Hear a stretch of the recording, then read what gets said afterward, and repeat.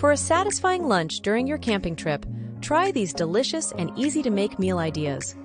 These recipes are perfect for beginners and will keep you energized for the rest of your adventure. Grilled cheese sandwiches. Start with a classic, grilled cheese sandwiches.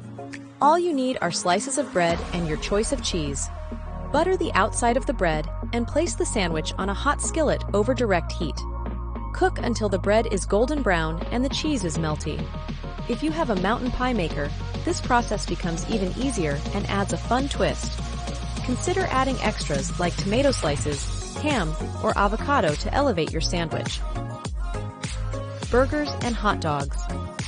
Another great option is to grill some burgers or hot dogs. Season your choice of meat with salt, pepper, and any other spices you like. Cook them on the grill until they are cooked through, ensuring they reach a safe internal temperature. Serve them on buns with all your favorite toppings like lettuce, tomato, cheese, pickles, and condiments.